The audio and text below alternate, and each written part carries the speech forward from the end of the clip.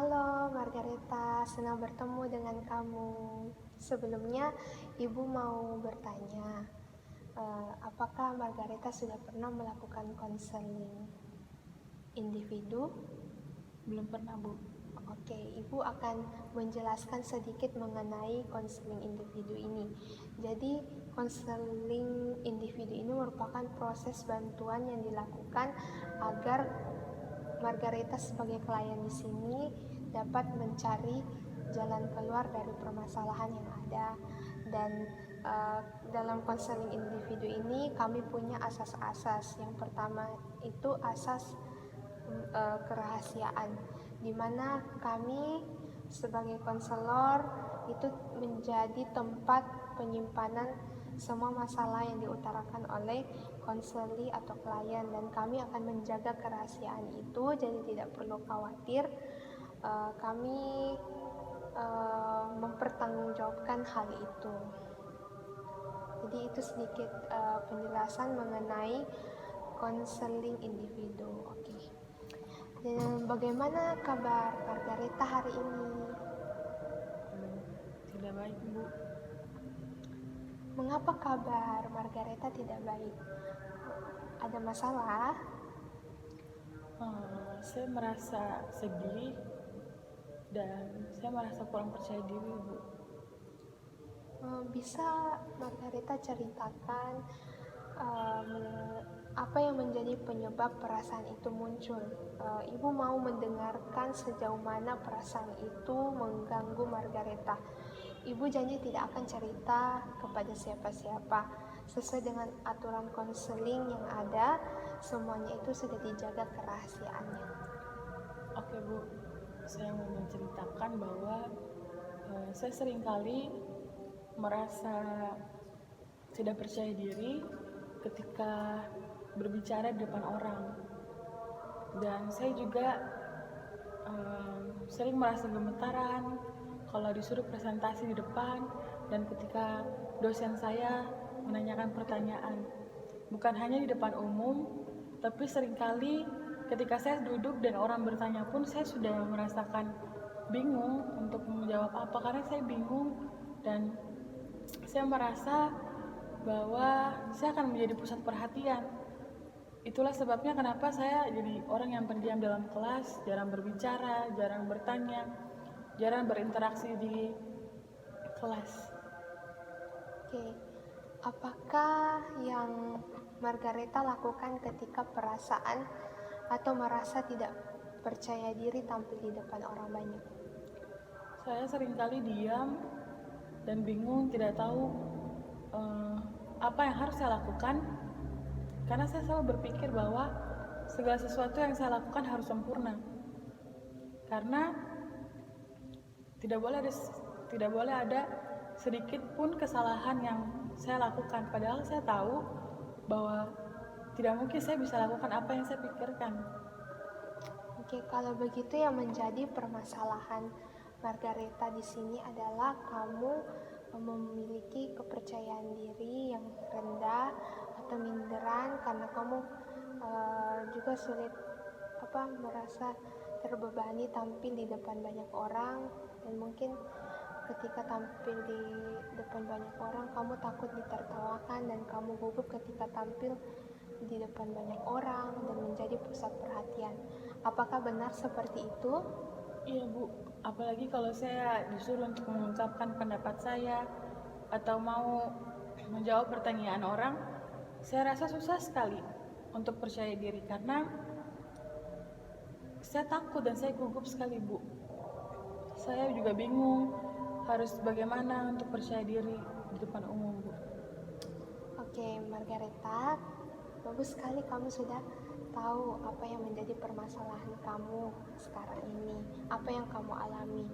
Dan sekarang kita akan pikirkan bagaimana supaya kamu bisa percaya diri dan tidak gugup tampil di depan banyak orang dan menjadi pusat perhatian. Ya, Bu, saya mau sekali untuk berubah, memiliki kepercayaan diri, tidak gugup saat bertemu dengan orang lain, dan berani untuk berbicara di depan banyak orang.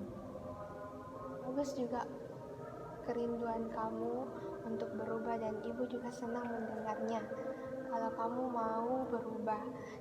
Lalu ibu mau bertanya, apa yang terbesit sekarang di pikiran kamu mengenai cara untuk menyelesaikan masalah ini? Saya bingung, Bu. Apa yang membuat kamu bingung? Saya takut untuk jadi bahan tertawaan orang. Saya takut dibully karena hal-hal yang saya lakukan tidak sempurna dan tidak sesuai dengan ekspektasi orang terhadap saya.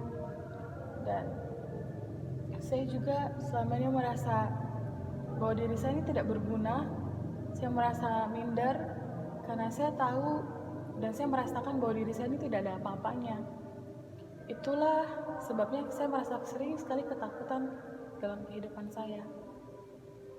Oke.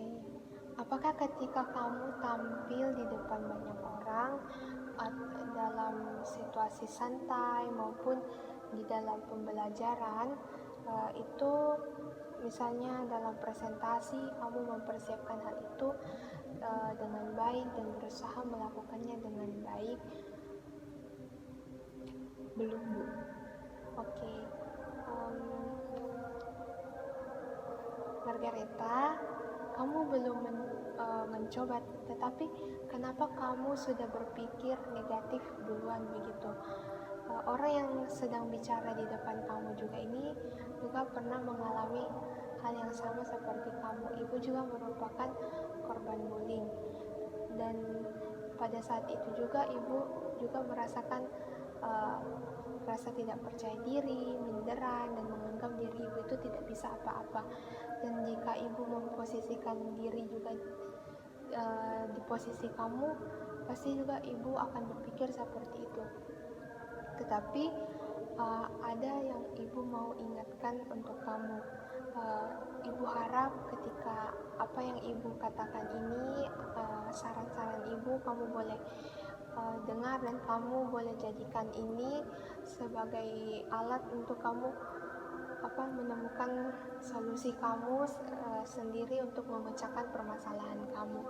Dan ibu berharap kamu bisa menerapkannya sampai kita bertemu di sesi-sesi konseling selanjutnya. Tadi kamu bilang kalau segala sesuatu itu harus dilakukan dengan sempurna tanpa ada kesalahan sedikit pun, kan? Meski itu nggak mungkin, karena Margareta, kita ini adalah manusia yang tidak sempurna. Kita ini tidak sempurna, baik itu secara fisik, emosi, dan intelektual. Setiap orang itu punya kelemahan mereka sendiri-sendiri, suatu keterbatasan di mana adanya suatu peristiwa yang terjadi dan kita tidak bisa menolak. Dan dari keterbatasan itu seharusnya bukan kita jadikan sebagai kita merasa tidak percaya diri, minderan, dan merasa kita kurang berharga. Tetapi mari kita jadikan keterbatasan kita sebagai tempat kita berbangga atau membanggakan diri kita. Tapi meskipun juga kita memiliki kelemahan, ya seperti tadi yang sudah saya bilang, tidak seharusnya itu kita punya pikiran yang kurang baik, seperti merasa minder, takut, pesimis, dan tidak pede. Dan kamu sekarang berada di dalam fase tersebut, di mana kamu merasa perasaan-perasaan seperti itu, di mana kamu merasa diri kamu tidak bisa. Tapi di atas semuanya itu, kamu harus perhatikan bahwa kelemahan itu bukan suatu masalah utama. Yang penting di sini tuh yang perlu Margareta ingat adalah terkadang kelemahan yang ada di dalam diri kita itu ada tujuannya agar kita belajar untuk lebih rendah hati dan supaya kuasa Tuhan lebih dinyatakan di dalam hidup kita. Tuhan itu enggak tertarik sama orang-orang yang merasa dirinya itu kuat, merasa dirinya itu pintar, atau mampu melakukan segalanya itu dengan kekuatannya mereka sendiri. Tetapi Tuhan lebih tertarik sama orang-orang yang mengakui dan menyadari dirinya itu uh, memiliki suatu keterbatasan, kelemahan dan ketidakberdayaan. Coba kamu kalau dengar orang sering menceritakan tentang cerita Alkitab, baik itu di sekolah minggu maupun di ibadah-ibadah lain, atau Margareta sendiri pun membaca Alkitab. Banyak tokoh-tokoh Alkitab yang merasa seperti itu, tapi Tuhan pakai dia itu luar biasa. Seperti Musa. Musa itu sebelumnya dia menjadi pemimpin bangsa Israel. Dia juga itu orangnya tidak pede dan merasa tidak layak. Tapi lihat, Tuhan pakai dia itu luar biasa, dan ibu yakin kamu juga pasti akan dipakai luar biasa sama Tuhan. Dan ibu mau kamu mengimani hal itu. Orang yang kurang percaya diri itu menghambat untuk dia bisa maju. Dan karena ya mindsetnya akan tetap di situ. Nah, saya tidak bisa, dan tidak ada pikiran untuk bisa maju. Dan ia akan kesulitan dalam mengembangkan potensi yang ia miliki, karena kita percaya bahwa Tuhan memberikan setiap dari kita potensi-potensi yang ada. Dan ibu tentu tidak mau, dan terlebih lagi Margareta tidak mau hal itu pasti terjadi, bukan? Jadi Margareta di sini itu harus melawan rasa kurang percaya diri itu. Kamu harus berdoa biar Tuhan kasih kamu kemampuan dan keyakinan kalau kamu bisa melawan hal itu. Dan mungkin juga Margareta bisa berlatih dari hal-hal yang dari hal-hal yang kecil dulu. Misalnya kalau tidak pede bicara di depan orang banyak, coba bicara di lingkup yang lebih kecil, mau itu 3-5 orang, kepada teman atau keluarga. Coba latih itu di depan orang-orang terdekat, supaya tidak merasa canggung begitu kalau diperhadapkan dalam pembicaraan orang banyak. Atau kalau mungkin masih malu bicara di depan teman-teman atau keluarga, Margareta juga bisa ada cermin gitu. Kamu tidak mungkin malu kan sama diri kamu sendiri. Kamu coba melatih diri kamu untuk bicara di depan cermin, dan lihat diri kamu kalau kamu itu pasti bisa. Karena ibu yakin kamu pasti bisa mengatasi permasalahan hal ini. Dan juga kalau misalnya tampil di depan orang banyak, kamu juga pasti harus mempersiapkan materi-materi dengan baik, karena mempersiapkan materi-materi itu merupakan faktor membuat kepercayaan diri kita juga itu meningkat, karena kita sudah menguasai bidang itu. Jadi lakukan persiapan dengan baik, dan kalau kamu tidak mempersiapkan hal itu dengan baik, itu akan menuju hal yang fatal. Dan ibu berharap kamu bisa menjadi diri kamu sendiri dan jangan terpengaruh dengan gaya bicara orang lain. Hal itu akan membuat kamu terbebani, karena kamu itu harus mengejar standar yang belum tentu kamu bisa penuhi, standar orang-orang. Dan membuat kamu menjadi orang lain itu belum tentu juga membuat kamu bahagia melakukan hal itu, karena tidak menjadi dari versi diri kamu sendiri. Kalau kamu menjadi diri kamu sendiri, maka kamu pasti akan percaya dengan potensi yang Tuhan sudah kasih ke kamu. Dan intinya kamu itu jangan pernah menyerah, terus tekun dalam berlatih, dan jadikan itu evaluasi setiap kamu berlatih.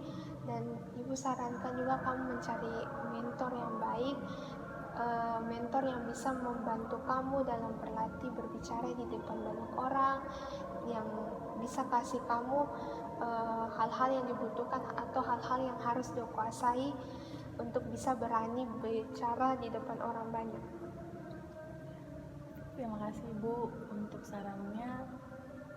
Saya akan mencoba untuk melakukan saran-saran yang Ibu bilang tadi. Dan dari pembicaraan tadi ini saya mendapat pola pikir baru bahwa sebenarnya saya tidak boleh takut untuk gagal, karena ketakutan kegagalan itulah yang membuat saya tidak bisa menjadi orang sukses, saya tidak bisa untuk berkarya lebih baik lagi. Dan juga sebenarnya seharusnya saya lebih rileks ketika berbicara dengan orang, harus tarik nafas ketika saya merasa gugup, dan tatap muka orang, tatap mata lawan bicara saya supaya dia merasa bahwa dia dihargai saat berbicara dengan saya. Ya, nih Margareta, kamu sudah tahu apa yang kamu harus lakukan untuk mengatasi masalah kamu, dan ibu yakin ibu mau kamu melakukannya secara pelan-pelan, perlahan-lahan. Jangan paksakan untuk melakukan hal itu semuanya, karena untuk menuju perubahan itu memang membutuhkan proses yang panjang. Jadi jalani dengan perlahan-lahan namun pasti. Meski mungkin nanti ada jatuh bangun, tapi itu tidak apa-apa. Itu namanya proses, ya. Selagi kamu ada keinginan yang kuat untuk berubah, Tuhan pasti akan buka jalan dan tolong kamu. Kamu pasti bisa, ya. Yakin itu. Banyak orang yang mendukung kamu di dalam doa, termasuk ibu juga akan mendoakan kamu. Nah, sebelum kita menutup perbincangan kita pada hari ini, ibu mau tahu apa yang kamu rasakan setelah kita berbincang-bincang? Saya merasa lebih lega, Bu, dan saya juga jadinya tahu hal-hal apa saja yang harus saya lakukan untuk meningkatkan rasa kepercayaan diri saya. Oke, setelah melakukan konseling ini, jadi kesimpulannya adalah Margareta akan melakukan langkah-langkah tadi seperti yang telah kita bincangkan untuk mengatasi rasa kurang percaya diri, sehingga Margareta akan merasa lebih percaya diri. Dan ibu mau tanya, apakah Margareta yakin mau melakukan hal itu? Yakin, Bu? Oke. Apa masih ada yang mau dikatakan? Tidak ada, sudah cukup. Baik.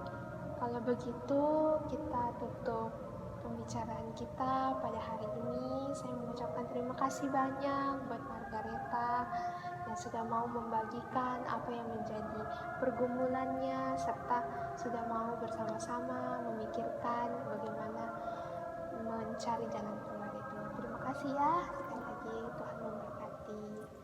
Saya juga berterima kasih, Bu. Ibu sudah mau mendengarkan cerita saya, bahkan memberikan saran-saran untuk saya lakukan ke depan.